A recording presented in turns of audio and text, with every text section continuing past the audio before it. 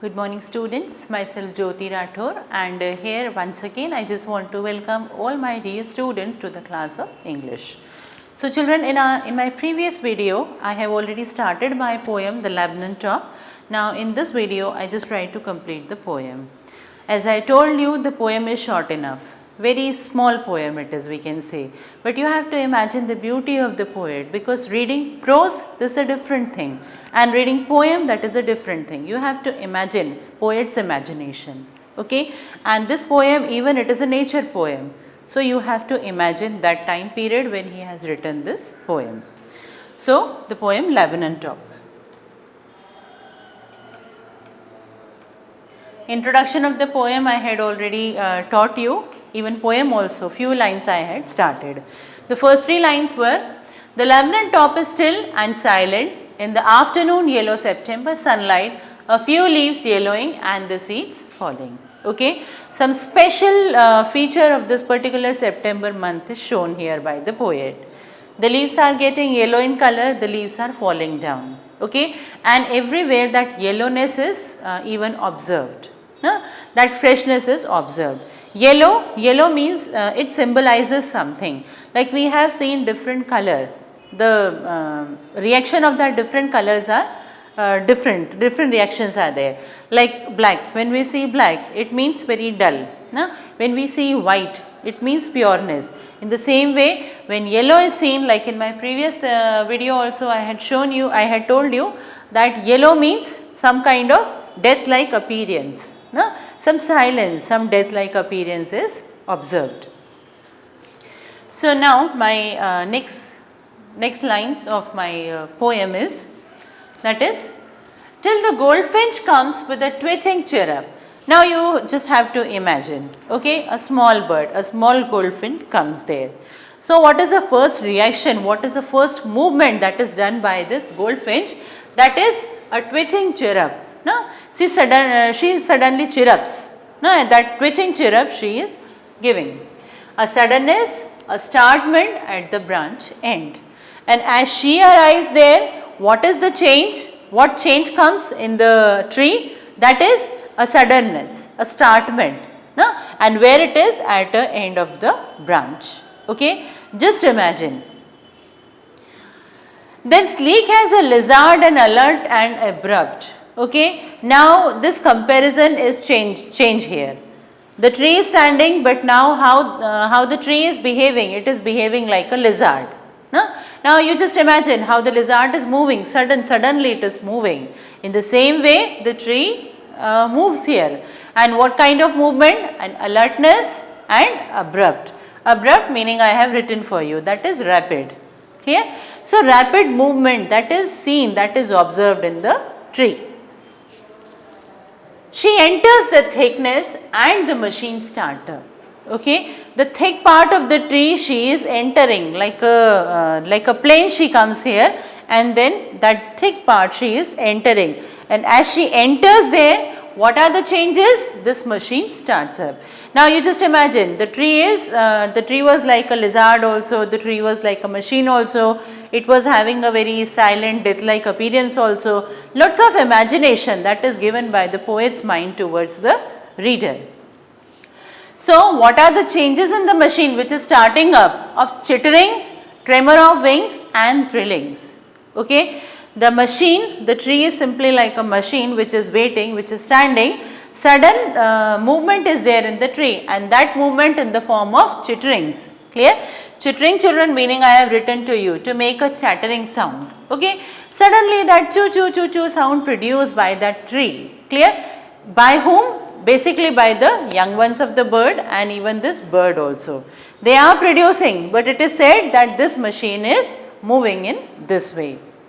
Okay, and then the tremor of the wings. They are flapping their wings continuously because they are so happy that our mother has come and she has brought food for us.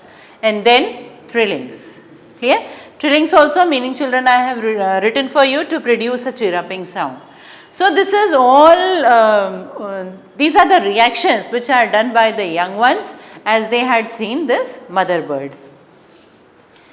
The whole tree trembles and thrills. The tree is getting so happy, that is why the tree is thrilled. No? It is trembling here, shaking here, because the small bird, it has a large effect upon the tree. As she enters, sudden movement is there upon the tree, and because of that movement the tree is getting so happy, that is why that shaky appearance of the tree is presented here. Now is it okay? Clear? So, the goldfinch bird comes to the death-like scene of the tree and make a sudden chirrup sound. This is the explanation. This also I have children written for you. That sudden sound is there because of that chirrup. The bird being rapid, alert and precautious like a lizard. The bird is like a lizard only. She is sitting on the branch of the tree. As she moved toward the thickness of the branch, her younger ones started chirruping and doing vibration with wings, making a sound like a machine. And as she comes there, the young ones, those who are waiting for the mother bird, they are also making some kind of sound.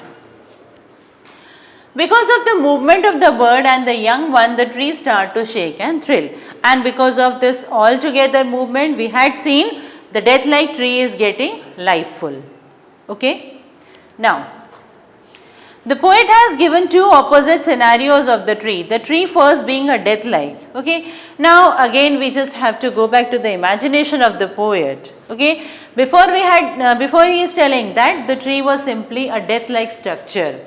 That scenario he had given, it was still and then giving the life and shelter to the bird and her young one. But suddenly that bird comes, that lifeless tree become full of life. Understood? Two opposite scenarios are given by the poet here.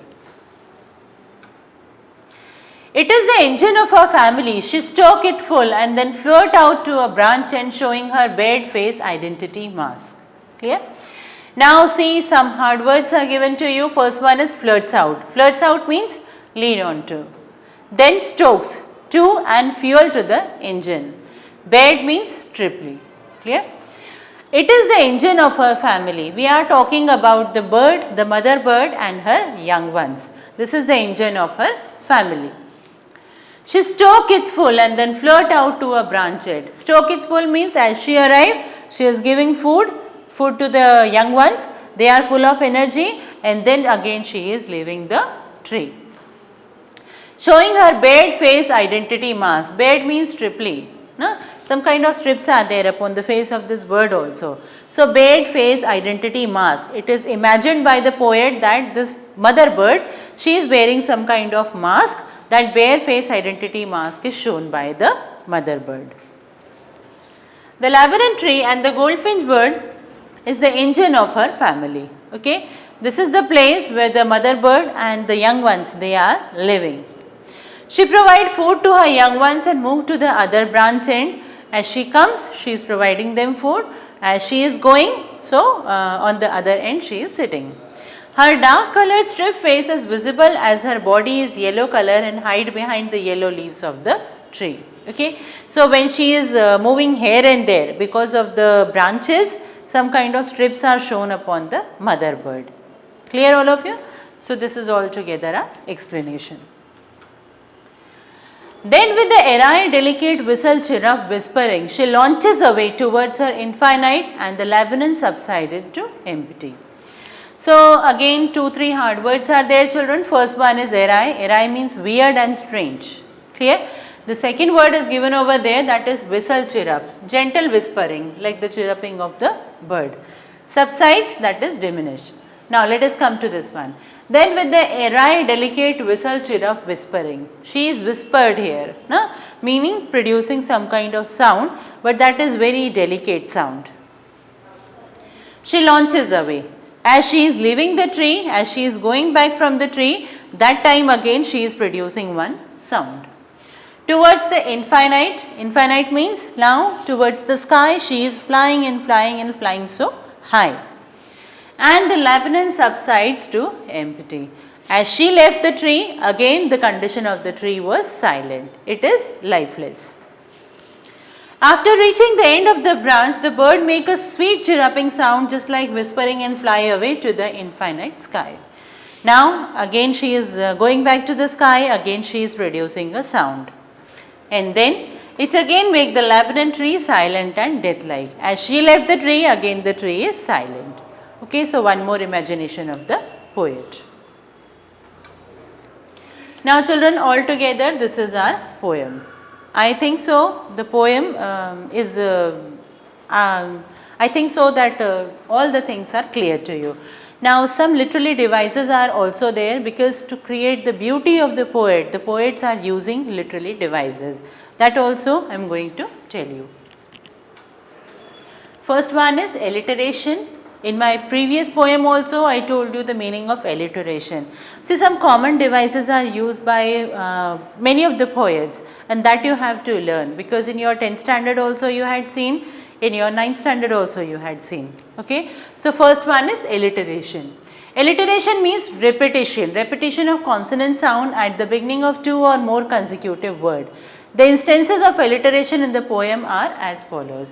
Now you can easily find out, because the first two sounds are consonant sounds and it is repeated again and again. Now in our first line, September sunlight, here S is repeated, tree trembles, here T and T is repeated. Okay. So alliteration, this is a very simple literary device, easily you can find it out. Now the next thing, that is simile. Simile means comparison of two things. We are using like or as. Now this is very easy to find out simile in our poem, because the word like or as is used and two things are compared here. So in our poem we have sleek as lizard. The tree is compared with lizard also. The bird is compared with lizard also. Okay. So sleek as a lizard. Metaphor.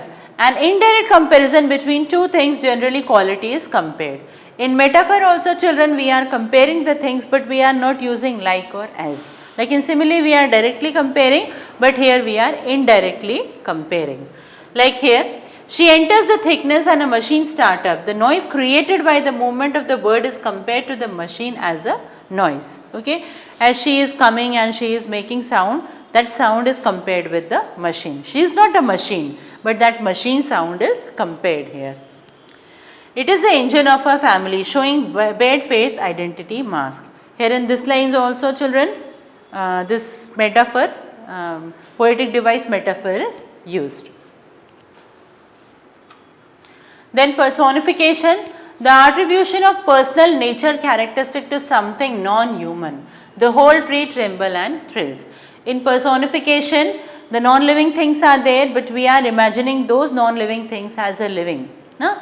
That living creature, that living habit is upon those non-living things. So here we are telling the whole tree tremble and thrill. The tree, there is no movement in the tree, but we are telling it trembling, it thrilling. That means some non-living creatures are doing living reactions. Then transferred epithet, the figure of the speech where the adverb is transferred to another noun. Clear? Like here we are using her bare face identity mask. So bare face identity mask, in this we are telling her. Now her we are using for the bird. This is not for the bird, but we have to use it for a human. So in this case again this transferred epithet is used. Now in place of a noun we are using some kind of adverb. Understood all of you? So children, this is all together our poem. I think so, very simple, very sweet poem. Once or twice you read it, you can clearly understand the meaning also. Huh? So in my next video, I am just going to start my snapshot next lesson. And I think so this poem is easily understood by you. So thank you all of you.